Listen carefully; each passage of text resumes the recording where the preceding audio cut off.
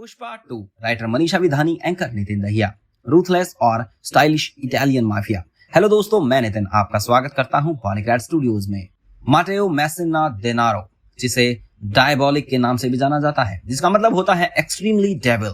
ये एक ऐसा इंसान जो कि किसी को भी मार सकता है। जो एक सिसिलियन माफिया बॉस है, उसे अपना ये निकनेम इसी नाम से इटालियन कॉमिक बुक कैरेक्टर से मिला।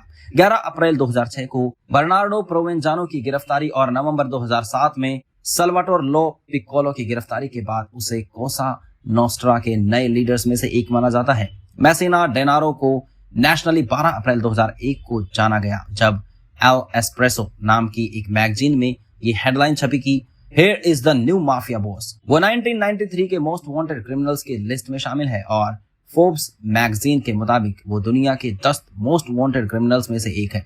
2016 में बर्नार्डो प्रोवेंजानो और 2017 के सल्वाटोर रीना की मौत के साथ मैसिना डेनारो को उडेरवर्लर माफिया क्लैन में से एक unchallenged boss of the bosses के रूप में देखा जाता है, जिससे पंगा लेने के बारे में कोई सोच भी नहीं सकता। मैसिना डेनारो का जन्म सिसिली के ट्रेपानी पार्ट कैसल वेटरानो में हुआ था। उसके पिता फ्रांसेस्को मैसिना डेनारो, जिन्हें डॉन सिसिसियो के नाम से भी जाना जाता है, वो कैस्टेल वेटरानो के कैंपो मंडामेंटो और ट्रेपानी एरिया के माफिया कमीशन के लीडर थे, जिन्होंने सिर्फ 14 साल की उम्र में ही बंदूक चलाना सीखा और 18 साल की उम्र में पहली बार किसी की हत्या की। माना जाता है कि उसने कम से कम 50 से भी ज्यादा लोगों को मारा होगा। और एक बार उसने एटीट्यूड झाड़ते हुए कहा, मैंने एक कब्रिस्तान को अपने आप भर दिया है। उसने अपने राइवल बॉस विंसेंजो मिलाजो की हत्या की और उसकी 3 महीने प्रेग्नेंट लवर का गला घोटकर हत्या करके अंडरवर्ल्ड में एक क्रूअल माफिया का नाम बनाया।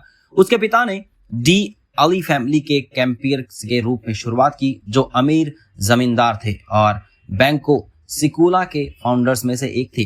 वो डी अली के मेन लीडर बने और उन्होंने मैसिना डेनारो को कास्टेल वेट्रानो एरिया में एक काफी अहम एस्टेट सौंप दी। हालांकि उस जगह का असली नया मालिक सल्वाटोर रीना निकला, जिसके साथ मैसिना डेनारो ने काफी अच्छा अलायंस बनाया, क्योंकि वो भी इसी क्लैन का एक बड़ा माफिया था। उसके बाद एंटोनियो को डी अली के सीनियर के रूप में इस्तीफा देना पड़ा, क्योंकि वो सिल्वियो बर्लुस्कोनेस फोर्जा इटालियन के लिस्ट में शामिल हो गया था, जो पुलिस का एक ऐसा ऑर्गेनाइजेशन है जिनका काम ऐसी बड़ी बड़ी माफिया फैमिलीज को पकड़ना और उन्हें या तो सजा देना या उनका एनकाउंटर करने का होता है। जिसके बाद डेनारो ने अपने पिता की जगह ली और उनकी तरह काम करने लगे।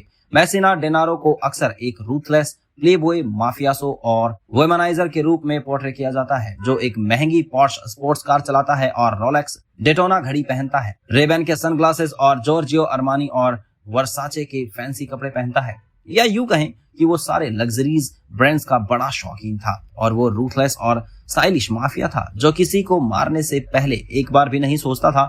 स्टाइल के साथ भी वो कंप्यूटर गेम का भी बड़ा शौकीन था और उसे एक नाजायज बच्चे का पिता कहा जाता है। वो इटालियन माफिया के कंजर्वेटिव कल्चर में काफी अननेचुरल बात है, लेकिन डेनारो के सामने कोई कुछ नहीं बोल पाता। उसने एक बार सिसिली के एक होटल ऑनर को इसीलिए मार डाला क्योंकि उसने उस पर ऐसा आरोप लगाया कि वो यंग गर्ल्स को बेड पर ले जाता है, और इस पर से एक बात तो तय है कि वो सल्वाटोर रीना और बर्नार्डो प्रोवेंजानो को, जो माफिया के कंजर्वेटिव कल्चर और उसकी वैल्यूज को मान देते हैं, वो उनसे काफी अलग था और वो किसी के भी कानून को नहीं मानता था, क्योंकि उसका अपना ही एक अलग कानून था, जो ये था कि दुनिया पर राज करो और उसके आगे जो आए उसे हमेशा के लिए चुप कर दो। नवंबर 1998 में उसके पिता की मौत के बाद माटेओ कास्टेलवेट्रानो और उसके आसपास के सभी एरियाज का लीडर मेंडामेंटो बन गया, जबकि विंसेजो वर्गा ने ट्रेपानी क्लैन और उसके आसपास के एरिया पर शासन किया। 2001 में विर्गा की गिरफ्तारी के बाद मैसिना डेनारो ने ट्रेपानी क्लैन को संभाला और वहां का नया माफिया लीडर बन गया। उसके बारे में कहा जाता है कि वो लगभग 900 लोगों की कमान संभालता था और ट्रेपानी में 20 माफिया परिवारों को एक कमीशन था, जो कोसा नेस्ट्रा के बाकी हिस्सों से अलग हो जाता था। ट्रेपानी माफिया को कोसा नेस्ट्रा का जोकोलो ड्यूरो माना जाता है, यानी एक ऐसा अहम शहर जो 2 क्लैंस के बीचों बीच होता है, और वहां पर मैसिना डेनारो और उसके परिवार का राज था। मैसिना डेनारो को एक एक्सटेंसिव एक्सटॉर्शन रैकेट से अपना पैसा मिलता है, जिसमें से वो वहां के बड़े बड़े बिजनेसमैन और पब्लिक कंस्ट्रक्शन कॉन्ट्रैक्टर्स को पैसे देने के लिए मजबूर करता था, और जो उसकी बात नहीं मानते थे उन्हें वो मारकर उनकी जमीन पर अपना नाम कर लेता था। साथ ही वो अंतरराष्ट्रीय ड्रग रैकेट में भी एक्टिव है और वो कंटेरा कारुआना क्लैन के साथ, जिसने US federal bureau of investigation का ध्यान आकर्षित किया था, उनके साथ मिला हुआ था। साथ ही वो लेजिटिमेट बिजनेस के माध्यम से पैसा बनाता था। उसके पास एक सिसिलियन सुपरमार्केट क्लैन में हिस्सेदारी है और उसके पास वास्ट ऑलिव ग्रोव्स भी है, जिस वजह से एक ऑलिव ऑयल प्रोडक्शन के एक करप्ट बिजनेस में भी शामिल था, जिसमें वो उसके और साथी चीप अफ्रीकन लेबर का इस्तेमाल करते थे। पलेर्मो के डीडीए के अनुसार उसे वेनेजुएला में भी काफी इंटरेस्ट था और वो कोलंबिया में एक ड्रग तस्करी कार्टेल के साथ साथ एंड्रांघेटा, जो एक दूसरा बड़ा ड्रग कार्टेल है, उससे भी जुड़ा हुआ है। इतना ही नहीं, उसका इलिसिट नेटवर्क बेल्जियम और जर्मनी तक फैला हुआ है। मेसिना डेनारो की पलेर्मो के माफिया परिवारों के साथ काफी मजबूत और अच्छे संबंध है। उसमें भी खास तौर पर ग्रेवियानो परिवार के साथ, जो ब्रकांसियो क्लैन के लीडर हैं, और साथ ही वो सिडर्नो के साथ साथ मारियानो अगेट के माफिया परिवार के साथ हुए एक समझौते के अनुसार कोकीन की तस्करी में भी शामिल है।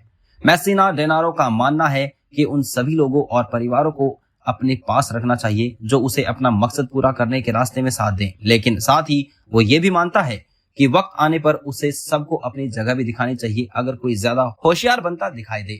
कैपेसी और विया डे अमेलियो में जो खतरनाक बम ब्लास्ट हुए, जिसमें गोवियानी फैल्कोन और पाओलो बोर्सेलिनो मारे गए, और 15 जनवरी 1993 को सेल्वेटोर रीना की गिरफ्तारी और सख्त जेल व्यवस्था की शुरुआत के बाद कोसा नोस्ट्रा ने 1993 में एक आतंकवादी अभियान शुरू किया, जिसमें मेसिना डेनारो का एक काफी अहम हिस्सा था। बाकी बचे हुए माफिया मालिक, जिसमें मेसिना डेनारो के साथ साथ जोवियानी बोरुस्का, लियोलुका बगारेला, एंटोनिनो गियोए, ग्यूसेप ग्रोवियानो और गियोवाचिनो ला बारबेर शामिल थे। वो कई बार एक हिडन प्लेस पर मिले जिसका पता उनके अलावा किसी और को नहीं था, और वो जगह इन सारी माफिया फैमिलीज के लीडर ने 1950 के वक्त पर अपने क्लैन की शुरुआत में बनाई थी, ताकि ऐसी मुश्किलें वाली सिचुएशन में वो छुप सके या मिल सके। वहां पर उन्होंने इटालियन स्टेट को पीछे हटाने पर मजबूर करने की एक साजिश बनाई, जिसके बाद फ्लोरेंस में वाया देई जार्जोफिली में, मियान में वाया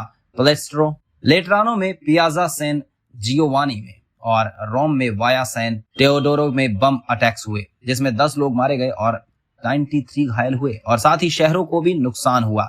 और उफीजी गैलरी, जो सेंटर ऑफ कल्चर हेरिटेज है, वो पूरी तरह से बिखर गई।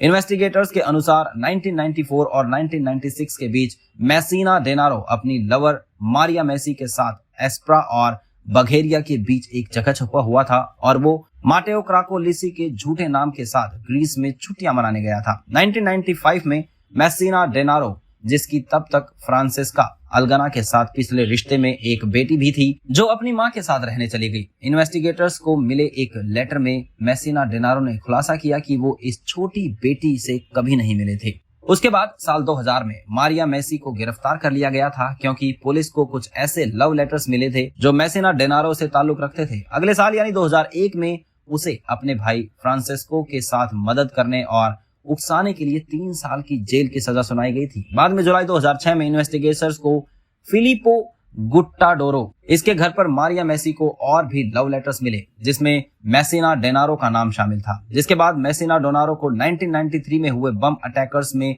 हिस्सेदारी की वजह से आजीवन कारावास की सजा सुनाई गई थी, लेकिन वो जेल से भाग निकले थे, और उसके बाद उन्होंने अपनी माफिया फैमिली की मदद से छुपने का इंतजाम किया, और वो अपनी फैमिली क्लैन में आज तक छुपे हुए बैठे हैं। और ऐसे ही एक माफिया और स्मगलर की स्टोरी से इंस्पायर होना वाकई है पुष्पा 2 की स्टोरी। तो आज की वीडियो आपको कैसी लगी?